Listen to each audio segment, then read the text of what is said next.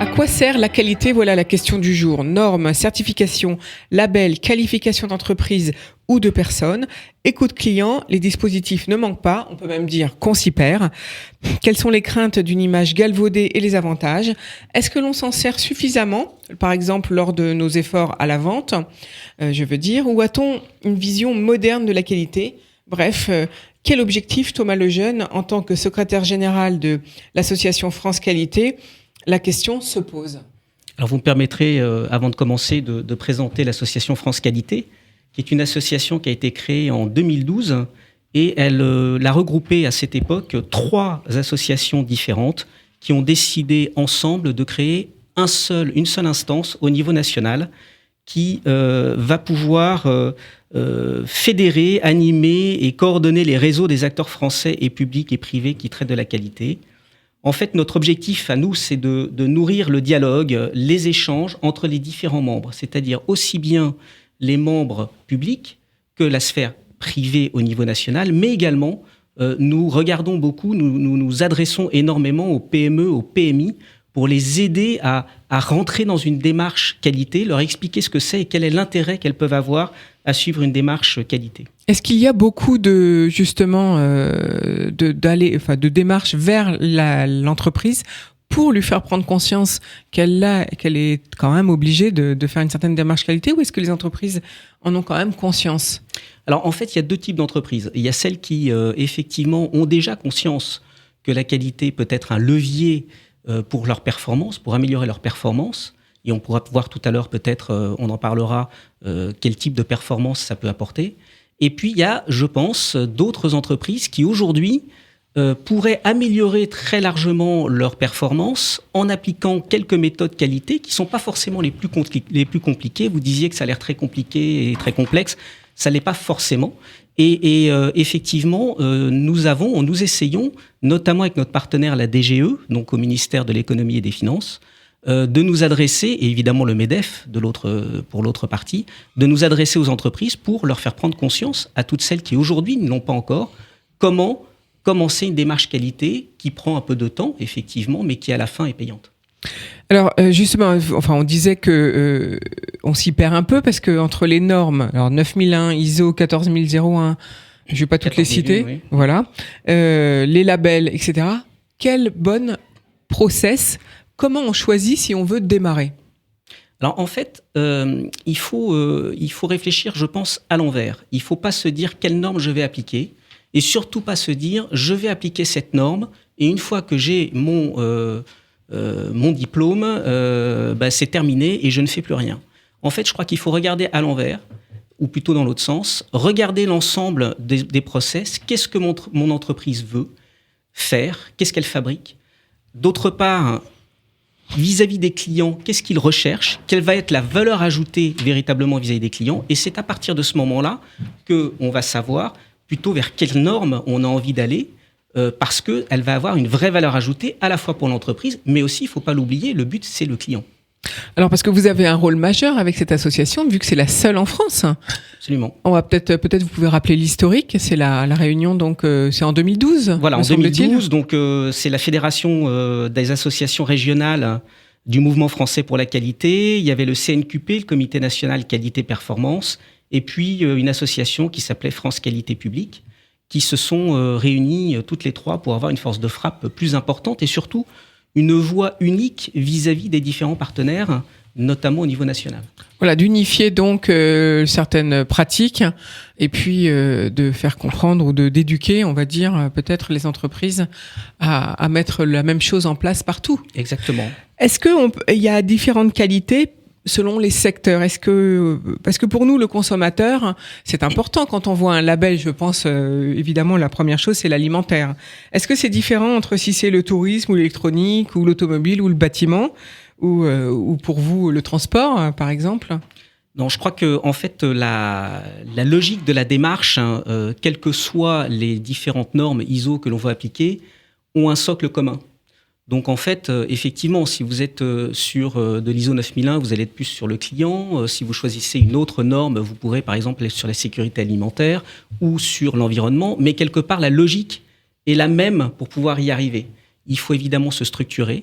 il faut regarder la manière dont marche l'entreprise à travers ses processus, il faut améliorer ces processus, et avec un objectif très clair, encore une fois, c'est que ça ait un avantage et pour l'entreprise et pour le consommateur. Alors, qui émet des idées de labels ou de certification ? C'est votre association ? Non, nous sommes partenaires pour, lors de labels, expliquer ce que l'on peut éventuellement mettre ou enlever, parce qu'il y a aussi ça. Mais il y a évidemment un gros partenaire de France Qualité qui s'appelle AFNOR, et qui est présent à notre bureau exécutif, et toutes les normes ISO et autres passent par l'AFNOR, qui est un organisme national. Alors, donc, on en était à décrire un petit peu l'objectif. Parlons un petit peu peut-être des méthodes. Quelles méthodes et outils avez-vous ou ont les entreprises pour pouvoir mettre en place la qualité ? Alors, en fait, vous avez... La première chose, je crois qu'il faut avoir en tête, c'est que quand on veut mettre en place une démarche qualité, c'est avant tout une démarche et c'est l'affaire du chef d'entreprise. Si le dirigeant de l'entreprise n'est pas convaincu, dès le départ, que la qualité va apporter quelque chose à son entreprise, ce n'est pas la peine d'y partir. Même si en dessous, vous avez des gens hyper motivés, à partir du moment où le dirigeant lui-même n'a pas cette notion, à mon sens, ça va pas être aussi efficace que prévu. Derrière, la méthode, elle va donner quoi ? Du sens au travail et responsabiliser les équipes sur des éléments très concrets. L'avantage de la méthode, c'est qu'elle va vous décrire ce que doit faire chacun, pourquoi il le fait, et donner un sens à la raison pour laquelle il travaille comme ça, ou alors pourquoi est-ce qu'on va lui demander de changer sa méthode de travail. Et puis, ça permet également d'encourager, et ça je crois que c'est très important, d'encourager le travail en équipe, notamment transverse. On a un peu trop tendance, beaucoup en France, à travailler en silo. C'est-à-dire chacun a son précaré, travaille en silo et ne regarde pas du tout si ce qu'il fait a des conséquences qui peuvent être éventuellement néfastes à celui qui est le suivant, qui va reprendre la main. Est-ce que vous avez des exemples ? Oui, par exemple, si vous êtes en train de... si vous demandez, par exemple, à un prestataire de vous apporter un certain nombre de produits. Alors, je vais prendre un exemple tout bête. Vous avez un restaurant et puis vous allez prendre un prestataire et vous lui faites des commandes. Et si derrière, la manière dont vous gérez vos commandes ne sont pas suffisamment rigoureuses, le prestataire ne peut pas inventer vos besoins. Il ne peut pas non plus savoir derrière, si vous ne lui dites pas, qu'est-ce qui a marché, qu'est-ce qui ne marche pas. Donc il faut être dans une situation d'amélioration continue tout le temps pour pouvoir s'améliorer. Je vous donne un exemple concret d'un endroit où les commandes ont été faites auprès d'un prestataire et il restait à chaque fois, il y avait des problèmes de manque de produits. Et en fait, jusqu'au jour où on s'est rendu compte, mais après des différentes questions, et il y a des méthodes pour ça, on s'est rendu compte en fait que les commandes que passait le donneur d'ordre étaient sous-estimées par rapport au nombre de personnes qui étaient réellement dans le lieu où on allait consommer. Concerné, donc. Voilà. Et donc après, c'est facile quand on est donneur d'ordre d'expliquer à la personne qui s'occupe de ça, de dire mais vous faites pas votre boulot, comment ça se fait, et vous êtes en train de gaspiller, alors qu'en fait les chiffres sont faussés au départ. Mais ça, c'est un dialogue. Il faut travailler ensemble et il faut avoir une confiance. Et c'est ça, travailler en transverse. J'ai un chiffre que je peux vous donner. En France, seuls 9% des salariés se déclarent engagés au sein de leur entreprise. C'est tout. C'est-à-dire Seuls que vous voulez 9%. dire... C'est-à-dire que c'est le taux le plus bas en Europe. Ça veut dire que 90% des salariés ne se sentent pas concernés par leur entreprise ? Ils se sentent concernés dans le sens ils travaillent pour leur partie, d'accord ? Donc concernés par leur travail à eux, mais sur le global de l'entreprise et la partie transverse globale du processus, eh ben, ils ne voient pas en quoi ils participent véritablement à ça. Ça, c'est un chiffre très impressionnant. Thomas Lejeune, on va faire tout de suite une seconde pause musicale. On rend hommage aujourd'hui à Jackie Jeanne. Sur IDFM, aujourd'hui, on parle qualité. C'était donc bien sûr un hommage à Jacques Higelin, vous avez reconnu. Nous sommes avec Thomas Lejeune et Élodie Gros pour parler qualité d'entreprise, label, normes. La première étape, nous disait Thomas Lejeune, c'est que le chef d'entreprise soit concerné. Et la seconde étape, c'est que le salarié, évidemment, soit concerné également, puisque vous venez de nous apprendre un chiffre intéressant. 90% des salariés, finalement, ne se sentent pas tant concernés que ça. C'est énorme. Oui, effectivement, et c'est pour ça que si le chef d'entreprise ne se rend pas compte ou n'est pas lui-même moteur dans l'évolution de l'entreprise par rapport à la qualité, forcément, les salariés n'ont aucune raison de vouloir avancer de leur côté. Donc, il faut que ça vienne du haut. Alors, je rappelle que Thomas Lejeune, vous êtes secrétaire général de l'association AFQP, l'association française de la qualité, il n'y en a pas d'autres. Comment êtes-vous établi en France pour que l'on puisse venir frapper à votre porte ? Alors, nous représentons à peu près 1500 membres sur la France entière et nous avons des associations régionales dans chacune des grandes régions françaises. Nous avons une AFQP régionale où n'importe quelle entreprise peut évidemment taper à la porte. Chacune d'entre elles, d'ailleurs, a son site internet, donc elles sont joignables comme ça. Et bien sûr, comme nous sommes en Île-de-France, nous avons une AFQP Île-de-France, bien entendu. Donc, pour bénéficier de votre aide et de vos conseils, il faut être adhérent, je suppose ? Oui, bien sûr. Malheureusement, pour pouvoir vivre, on a quand même besoin un tout petit peu d'argent. Mais le principe, en tout cas, de ce genre d'association, c'est évidemment de ne pas demander des sommes astronomiques. Ça, c'est le premier point. Et puis, c'est surtout de donner des apports aux entreprises. Alors, je peux vous donner des exemples si vous le souhaitez. Par exemple, en Île-de-France, nous avons ce qu'on appelle des réunions de 5 à 7.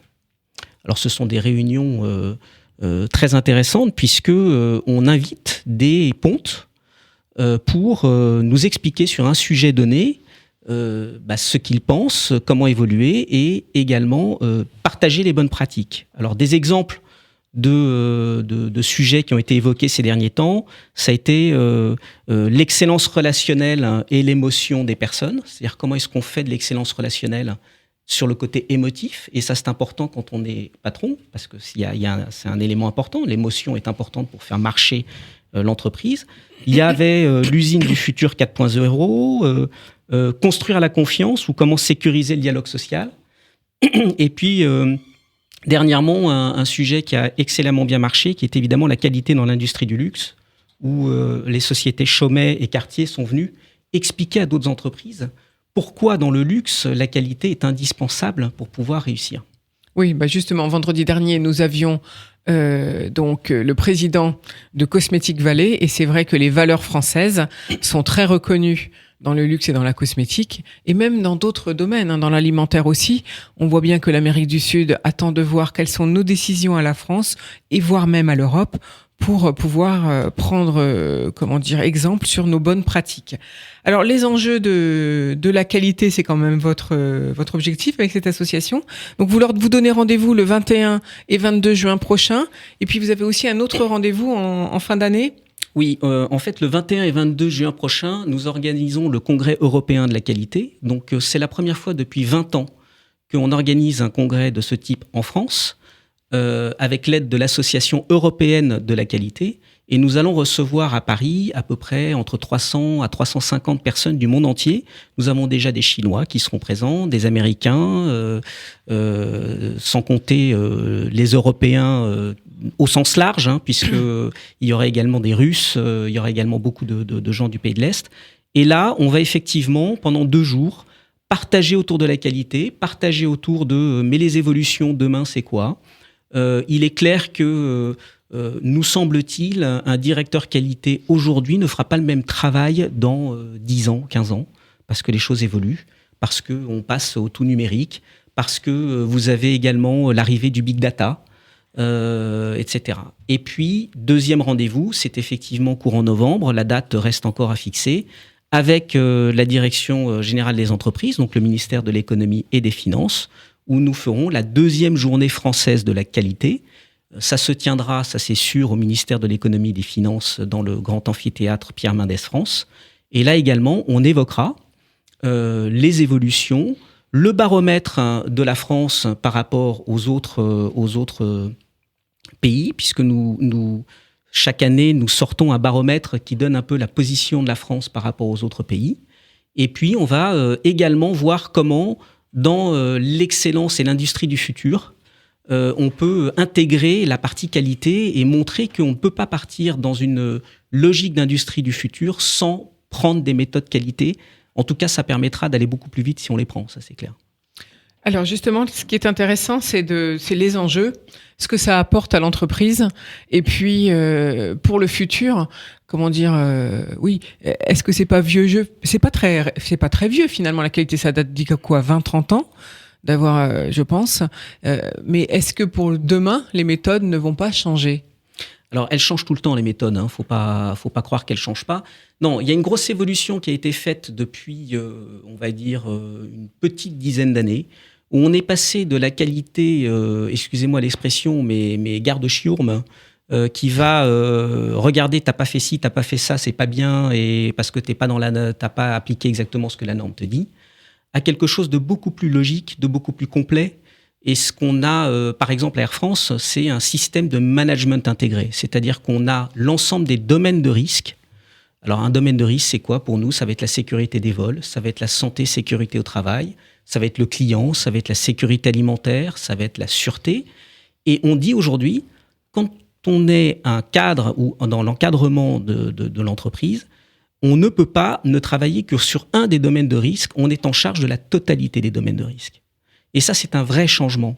Et du coup, nous sommes certifiés, mais notre certification est un certificat unique. C'est-à-dire que nous considérons que l'ensemble de ces domaines doivent être certifiés ensemble en un seul morceau. Donc ça veut dire quoi ? Ça veut dire que si vous allez voir un responsable alimentaire pour l'auditer sur la partie alimentaire, si l'auditeur voit qu'il y a un problème au niveau environnemental et que la personne a des problèmes au niveau environnemental, eh ben, ça peut mettre en jeu le certificat. Donc chacun doit être totalement impliqué. Oui, donc chaque salarié en fait est partie prenante de l'ensemble de la certification, c'est ça que vous voulez Absolument. nous dire. Et donc c'est très important qu'on soit tous solidaires en tant que salariés dans une même entreprise. Exactement. C'est ça. Alors quels enjeux pour une entreprise ? Est-ce qu'on peut augmenter ses ventes quand on met en place des normes ou des certifications ? Alors oui, je pense que ça c'est un point important. On a fait une étude, enfin c'est plus exactement la chaire de la performance des organisations, donc à Paris Dauphine, qui a fait une étude dernièrement qui a expliqué en gros que lorsque on se lance dans des normes, on a de manière générale, et c'est sur un très grand nombre de panels d'entreprises qu'ils ont regardé ça, une augmentation significative du chiffre d'affaires. Si vous ne prenez qu'une seule norme, par exemple l'ISO 9001, vous allez augmenter votre chiffre d'affaires en moyenne de 4%. En revanche, si vous décidez de prendre l'ISO 9001 plus la 14001, là, le chiffre d'affaires est largement multiplié, puisqu'en moyenne, les entreprises ont fait plus 16% de chiffre d'affaires et un excédent brut d'exploitation de 21%. Donc oui, c'est un vrai levier. Pourquoi ? C'est pas parce que vous appliquez une norme, c'est pas pour la norme en soi, c'est juste que vous vous mettez dans une marche en avant de l'entreprise où tout devient plus simple, tout a été revu, chacun des processus a été revu, chacun sait exactement ce qu'il doit faire et pourquoi il le fait. Et quand vous donnez un sens à ce que vous faites, forcément, vous le faites mieux parce que vous savez à quoi ça sert. Combien de temps il faut pour mettre en place les deux normes que vous avez citées, qui sont les normes basiques, on va dire ? Oh, ça dépend des entreprises. Je peux peut-être demander à Bouygues. On va poser la question à Élodie Gros qui représente Bouygues. Deux questions d'ailleurs, celle-ci. Et puis, au niveau de la RSE, est-ce que c'est un gage de qualité ? La RSE, je rappelle que c'est la responsabilité sociale des entreprises. Alors, concernant le délai de mise en place d'un système de management de la qualité, ou plus globalement intégré, la première question déjà, c'est la taille de l'entreprise. Parce que, suivant la taille de l'entreprise, ça prend plus ou moins de temps, puisque vous avez à décrire plus ou moins de process, et donc et faire adhérer plus ou moins de personnes. Donc, quand moi j'ai commencé ma carrière, j'étais justement consultante en organisation et management, et j'ai mis en place des systèmes de management sur des entreprises qui allaient de 2 salariés à aujourd'hui, chez Bouygues Bâtiment Île-de-France, une entreprise de plus de 5500 salariés. Donc forcément, c'est pas les mêmes systèmes, c'est pas les mêmes délais. Pour une toute petite entreprise de moins de 10 salariés, il faut compter, je dirais, 6 mois, le temps de construire le système, former les gens, les faire adhérer. Voilà, on est à peu près parce qu'il y a quand même la vie de l'entreprise. On s'arrête pas pour faire ces démarches-là. Ça se fait en parallèle du fonctionnement de l'entreprise. Donc voilà, 6 mois, c'est un délai minimum. Pour une très grosse entité comme Bouygues Bâtiment Île-de-France, où justement on a reconstruit notre système il y a 2 ans pour en faire un système de management corporate, donc c'est-à-dire qui est identique pour l'ensemble du périmètre de Bouygues Bâtiment Île-de-France. Il nous a fallu 1 an pour construire vraiment le système process documentaire, et j'ai envie de dire encore 1 an supplémentaire pour bien former tous les collaborateurs, les réimpliquer dans la démarche, réexpliquer le sens, le pourquoi du comment. Donc voilà, donc pour une entreprise de 5000 personnes, je dirais 2 ans. 2 ans pour à peu avoir quelque près. chose de Et donc, structuré avec du sens. ça a demandé des modifications du système informatique. Alors oui, aujourd'hui, ça fait partie du contexte des entreprises. Thomas en a parlé. La digitalisation et la transformation digitale des entreprises est quelque chose qui est en train d'arriver et qui bouscule fondamentalement nos façons de travailler. Et donc forcément, ça passe aussi par la mise en place de solutions informatiques en parallèle des process. Mais ça ne sont que des outils et pas des finalités. J'insiste bien, un petit peu comme la qualité. C'est des outils pour parvenir à une vision, à un projet d'entreprise et pas une fin en soi.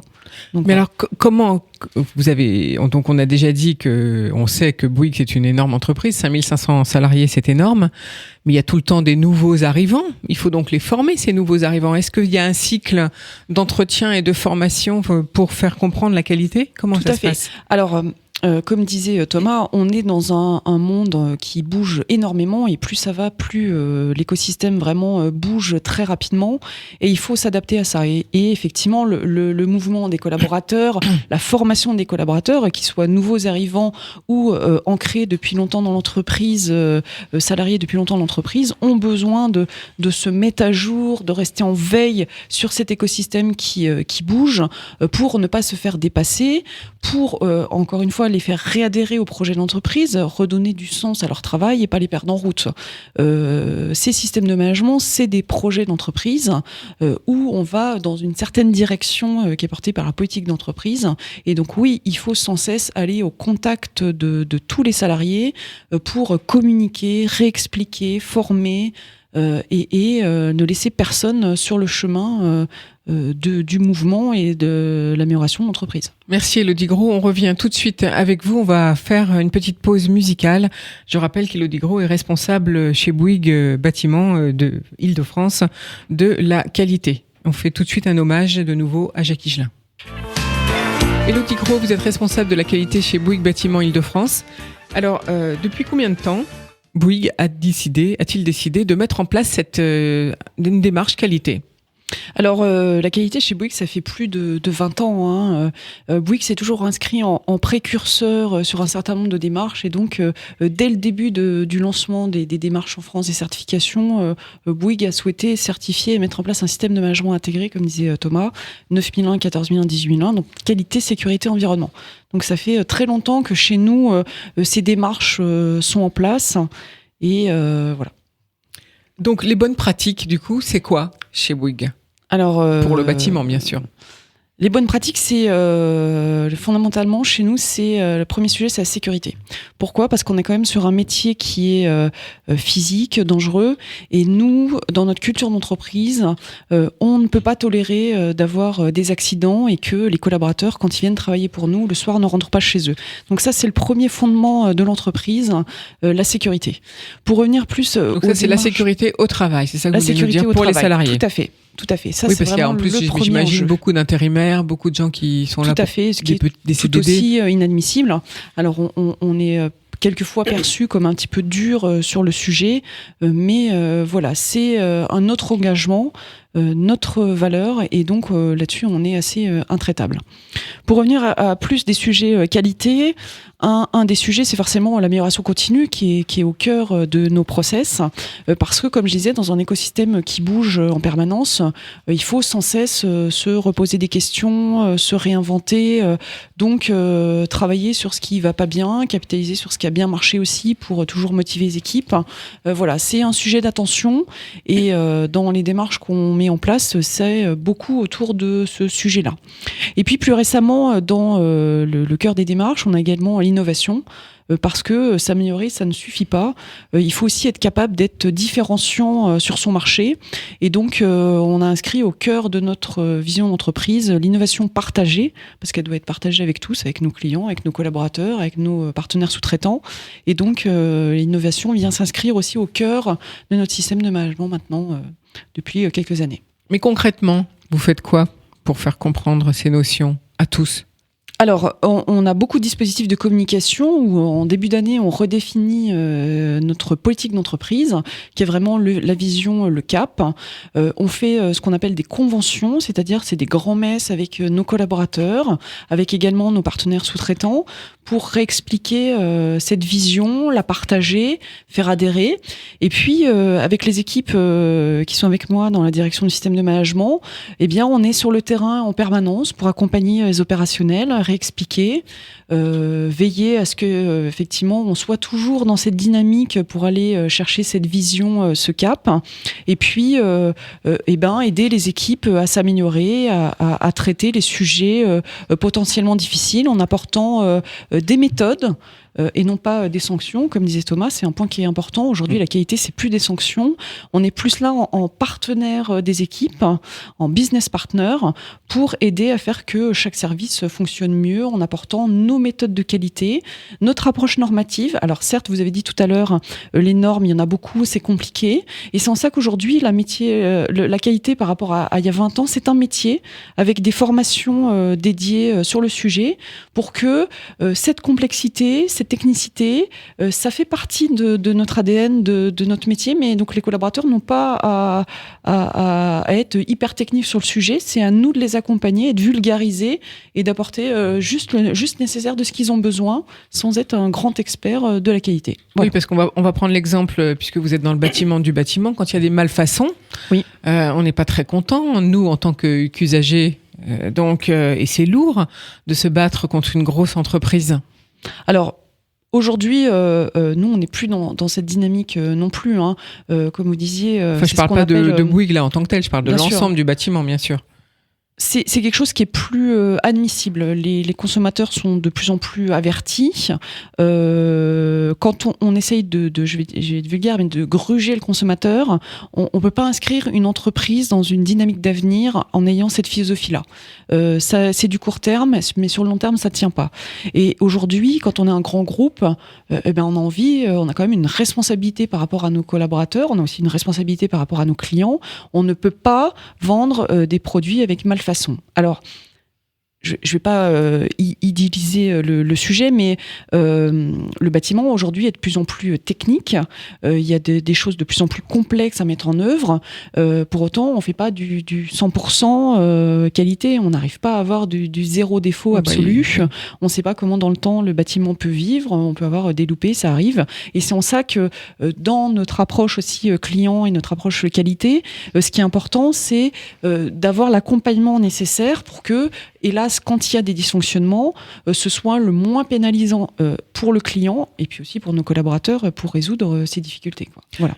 Alors Élodie Gros, je rappelle que vous venez d'obtenir le prix d'excellence opérationnelle donc par l'AFQP, ce prix qui est co-décerné, enfin pas que par l'AFQP d'ailleurs, pas que par l'association, mais aussi par la DGE, la direction, voilà, et puis le MEDEF. Donc c'est important pour vous ce prix ?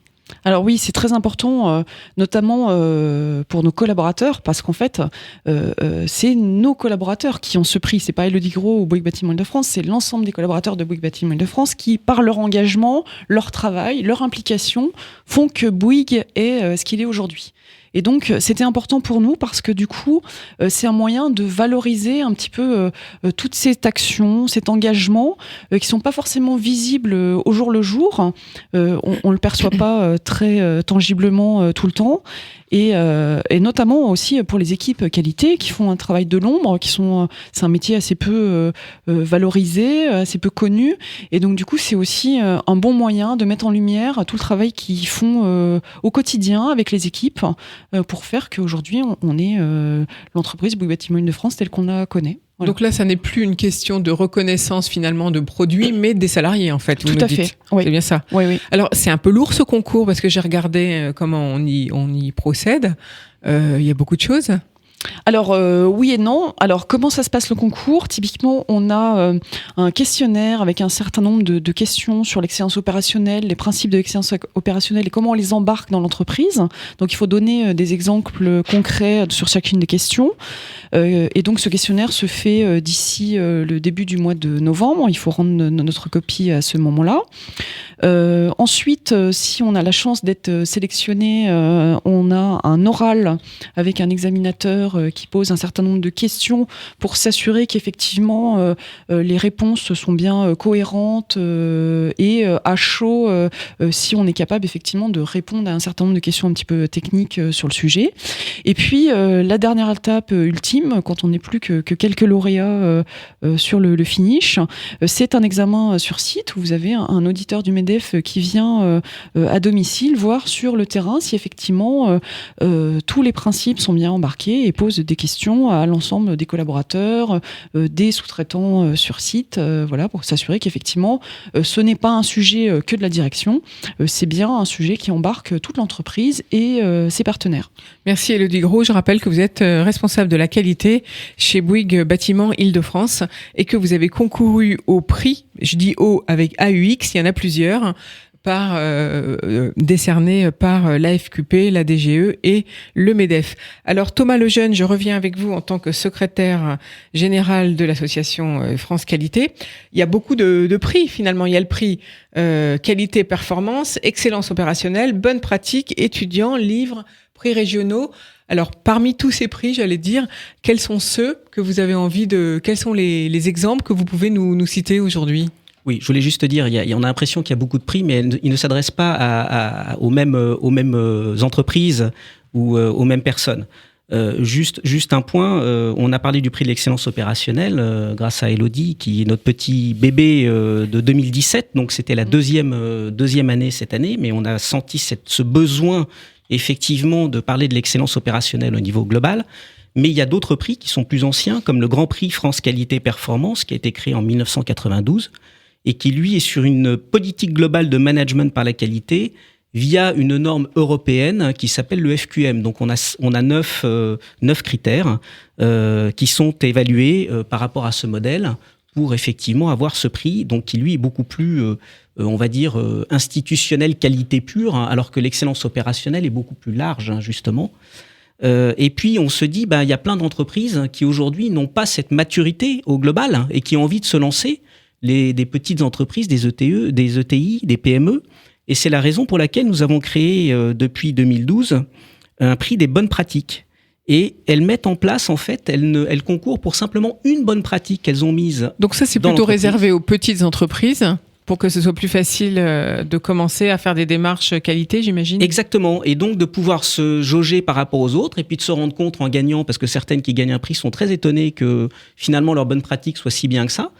Et du coup, ça les encourage à aller plus loin et puis pourquoi pas monter la marche suivante pour aller avoir un prix d'excellence. Alors, ce qui est intéressant d'ailleurs dans votre prix des bonnes pratiques, c'est que il y a les PME, PMI, il y a les toutes petites entreprises, mais ça peut aussi décerner une association, un service public. Et je vois que vous avez remis un prix au plus petit collège de Dordogne. Oui, absolument, parce que tout simplement la bonne pratique que ce collège a proposée était véritablement une nouveauté. Et il faut partager ça. Ce n'est pas parce que vous êtes un petit collège en Dordogne.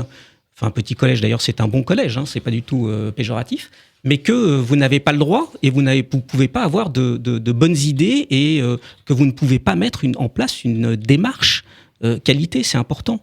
Si je reprends une autre bonne pratique qui, je pense, est intéressante puisque elle est un peu étonnante, on va dire, c'est la caisse d'assurance maladie des Yvelines. La caisse d'assurance maladie des Yvelines, il faut savoir que c'est la 5e caisse en France en volume. Elle protège 1 350 000 personnes. Et depuis quelques années, elle avait le principe du non-remplacement de 2 départs sur 3 à la retraite. Et du coup, qu'est-ce qui s'est passé ? Et ben, du coup, les collaborateurs ne comprenaient pas pourquoi on changeait pas, enfin, comme on leur donnait exactement le même travail qu'avant.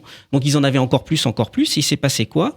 Turnover de 30% et 14% d'absentéisme de longue durée. On comprend après pourquoi, quand on voulait les joindre par téléphone, on n'y arrivait pas. Exactement. Et du coup, qu'est-ce qu'ils se sont dit ? Ils se sont dit, on peut pas continuer comme ça. Il faut qu'on se remette en question. Et ils ont, et c'est leur bonne pratique, ils ont basé, c'est le directeur général, c'est encore une fois le patron qui a décidé ça, d'engager une démarche d'excellence opérationnelle qui était basée sur 5 leviers. Donner du sens au travail, on en parlait tout à l'heure, créer de la confiance, accorder de l'autonomie, parce que l'autonomie, à partir du moment où vous savez jusqu'où vous pouvez aller, c'est très important parce que ça vous donne aussi, vous avez de la confiance et vous avez envie d'aller plus loin. Cultiver la reconnaissance et développer la fierté de l'appartenance.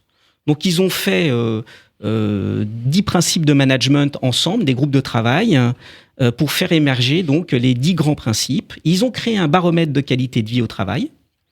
Ils ont également une démarche. Cette démarche est gérée par une responsable et des ambassadeurs.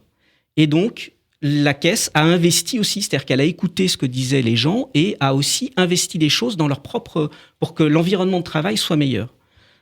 Du coup, si on voit le résultat, c'est quand même impressionnant, puisque après donc 6 mois de réflexion, de discussion, 3 mois de mise en place d'une nouvelle plateforme de téléphonie et de courriel, eh bien, les résultats sont exceptionnels, puisque les indicateurs de gestion sont, on décroche 90% des appels. Et puis, une réponse aux emails en 48 heures et l'absentéisme de courte durée a chuté de 30% en un an. Belle performance, donc. Absolument. Effectivement, il y a beaucoup d'administrations qui devraient en prendre note. Il y en a d'autres. Proposer. Il y a eu un lauréat il y a 2 ans en Creuse, justement, pour l'obtention des permis, qui elle aussi a mis en place un système pareil et qui est aujourd'hui, je crois, le meilleur endroit si vous avez besoin d'avoir des papiers pour votre voiture. Ils répondent dans des délais incroyables. Alors, autre exemple quand même très intéressant, j'aimerais bien que vous nous en parliez, c'est l'exemple de l'entreprise Caddy, parce qu'on se souvient qu'elle était moribonde il y a peut-être 4 ans. Oui. Et puis, celle qui a eu le Grand Prix, on peut peut-être parler aussi de Knauf Isolation. Absolument. Alors, peut-être d'abord Caddy. Caddy, c'est une société que tout le monde connaît, puisqu'on utilise tous le Caddy quand on va faire nos courses. C'est devenu un nom commun, Caddy. C'est devenu un nom commun comme Frigidaire. Donc, voilà, on fait pas de publicité trop importante sur l'antenne. Mais il faut savoir qu'en 2014, cette entreprise était en cessation de paiement. Elle avait eu des difficultés 2 ans auparavant. Elle avait été reprise par un groupe qui n'a pas réussi à relancer l'entreprise. Et il se trouve que le Stéphane Dedieu, quand il a décidé de reprendre cette entreprise dont il était le salarié à l'époque, en 2014, la société est à l'arrêt total depuis 6 mois. Donc ne produisait plus rien. Et les fournisseurs n'étaient plus payés, les clients n'étaient plus livrés, et les salariés totalement dans le flou, totalement démotivés, etc. Et donc, son premier challenge a consisté à retrouver la confiance des salariés pour réussir la première année, puis de renouer avec la performance. Et du coup, il a pris tous les leviers de l'excellence opérationnelle et de la qualité, en incluant des démarches très importantes pour revoir la totalité des processus de son entreprise. Ensemble, pas tout seul dans son coin. C'est ça qui est important dans la qualité, c'est qu'on ne peut pas faire ça seul dans son coin ou le décider comme ça. Et à la fin, qu'est-ce qui se passe aujourd'hui ? L'entreprise Caddy en 4 ans est considérée, c'est vraiment un exploit puisque elle a acquis un nouveau site, elle a embauché 100 collaborateurs, elle a investi 10 millions dans des équipements et réalise 20% de croissance pour atteindre 34 millions d'euros. C'est une réussite tout à fait incroyable et on peut être très très fier d'une société comme Caddy française qui exporte dans le monde maintenant. Merci Thomas Lejeune. Je rappelle que vous êtes secrétaire général de l'association France Qualité et responsable de la qualité chez Air France. Mais il nous reste 1 minute pour conclure. Thomas Lejeune, peut-être parler de celui qui a eu le prix France Qualité Performance, c'est Knauf Isolation. Oui, alors Knauf Insulation. Insulation. Oui, alors eux, c'était une usine de production à Lanzmann. Hein. Ils voulaient bâtir une usine de production à Lanzmann. Et le nouveau directeur qui a pris les commandes s'est aperçu que il n'y avait aucune culture d'entreprise. Et malgré le fait que l'usine fonctionnait bien, il y avait un niveau de formation très bas, un manque de planification, une vision à long terme. Donc en 2015, il a engagé une grande démarche avec l'ensemble de ses équipes, toujours en prenant des outils de qualification, des outils de qualité. Et derrière, au bout de 2 ans, ils ont formé 167 personnes via des groupes qui mélangent ce qu'on appelle l'école bleue, l'école blanc, les cadres. Plus de 4200 heures de formation. Ils ont créé un diplôme interne et ils ont mené des projets qui étaient apportés par des personnels. Et du coup, malgré une usine qui tourne à plein régime depuis 3 ans, ils ont des records de productivité battus en 2017 et une qualité constante, en constante augmentation.